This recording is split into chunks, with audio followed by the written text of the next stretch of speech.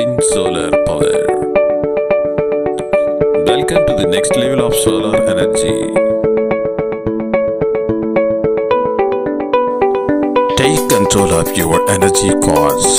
Switch to the solar power.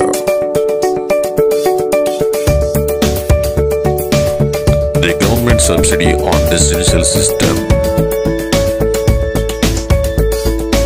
Pink solar power.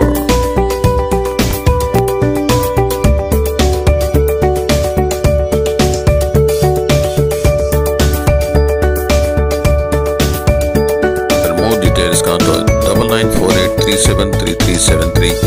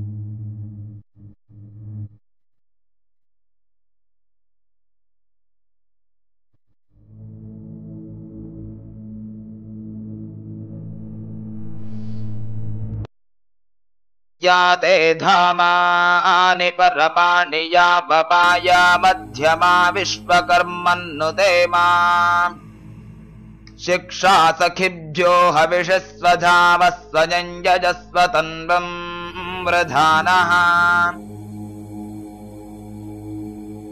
या ते धामानि परमाणि या वपाया मध्यमा विश्वकर्मन्नुते मा शिक्षा सखिभ्यो हविषस्वधावस्वयञ्जस्व तन्वं वृधानः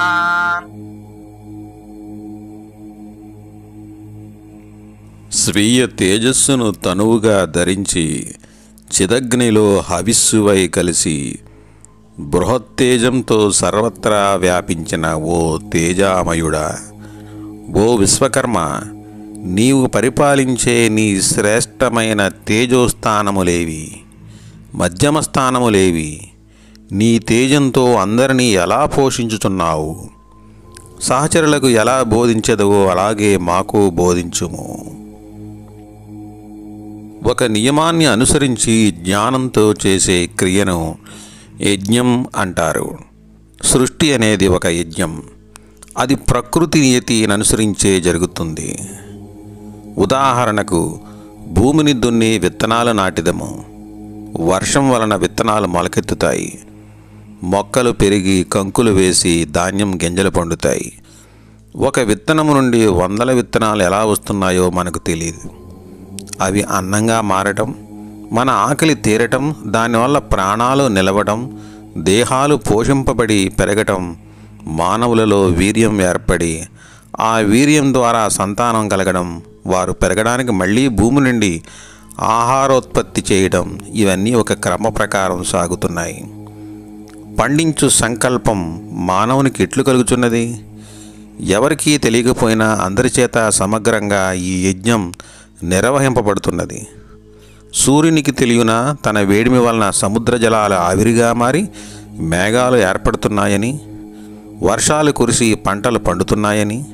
సృష్టి యందలి ఈ యజ్ఞం ఎవరికీ తెలియకున్నను తనకు తాను తెలిసి ప్రవర్తిస్తున్నది కనుక ఈ మొత్తం బ్రహ్మయజ్ఞం అనబడుతున్నది. మనము చేయు పనులు కూడా అనుకూలంగా ఉన్నట్లయితే మనసుకు తెలియకుండానే బ్రహ్మమునందు అనుభవంగా తృప్తి పొందుతున్నది. ఈ బ్రహ్మయజ్ఞంలో పాలు పంచుకునే వారెవరో తెలుసా? అగ్ని, జలం, వాయువు, ఆకాశం, కాలము, భూమి, మనస్సు, బుద్ధి అనే వివిధ రకాల ప్రకృతి సంబంధించిన శక్తులు. వారే అసలు దేవతలు. ఈ దేవతలందరితో అనేక యజ్ఞములు చేయించుచున్న భగవంతుని మనోవిజ్ఞాన స్వరూపమే ఇంద్రుడు. యజ్ఞమయమైన పరిశుద్ధ తేజముగా సర్వత్రా వ్యాపించి ఉన్నది, విశ్వమంతయు వ్యాపించి ఉన్నది. విష్ణువే అని భావించినచో సృష్టి యందు అన్ని యజ్ఞములు నిర్వహించుచు విశ్వవ్యాప్తి కారకుడగుచున్నవాడు అని జీవులను పోషించుచు అన్ని లోకములను అన్ని ధామములను పరిపాలించువాడు ఇంద్రుడు. తన విద్యుదయస్కాంత శక్తుల చేత భౌతిక ప్రపంచమున అన్ని పదార్థములను, మార్పులను, పరిణామములను శాసించువాడు ఇంద్రుడు. మనయందు అన్నమయ ప్రాణమయ కోశములను, అంతరిక్షమున వాయు సంచారములను, శక్తి గమనములను నిర్దేశించుచు అనేక యజ్ఞములను నిర్వహింపచేయుటకు విశ్వకర్మ యొక్క తత్పురుష వదనము నుండి ఆవిర్భవించిన వాడు ఇంద్రుడు. తత్పురుష వదనం అనగా విజ్ఞానమయ వదనము. మరి ఇంద్రుడు నిర్వహించే పురుషకార్యం ఏమిటి? ఆయనను శిల్పి బ్రహ్మయ్య అని ఎందుకు అనవలను? దానికి సమాధానం ఇది. బ్రహ్మదేవుడు ఒక జీవిని సృష్టించాడనుకుందాం. పుట్టిన జీవి యొక్క రూపము మరణించే వరకు ఎన్నో విధాలుగా మారుతుంది. బాల్యంలో శిశువుగా, యవ్వనంలో యువకునిగా, వార్ధక్యంలో ముసలివానిగా ఎన్నో రూపాలుగా మార్పులకు కారణమవుతున్నది. అలాగే ఒక విత్తనం మొలకగా, చెట్టుగా, చివరికి కట్టెగా, అలాగే ఒక రాయి ఇసుకగా, ఇలా ప్రకృతిలో ఎన్నో పరిణామ రూపాలకు కారణం ఇంద్రుడు. ఒక శిల్పి ఏ విధంగా రాతితో అనేక రూపాలు తన విజ్ఞానంతో కల్పించునో అదేవిధంగా విశ్వంలో అన్ని రూపాలను కల్పించినవాడు ఇంద్రుడు. పదార్థాన్ని, జీవిని సృష్టించేది త్వష్టబ్రహ్మ. ఆ పదార్థంలో, ఆ జీవిలో మార్పులు తెచ్చేది ఇంద్రుడు. దిక్పాలకులకు, ఇంద్రియాధిష్టాన దేవతలందరికీ ప్రభువు ఇంద్రుడు అని వేదం చెప్పుచున్నది.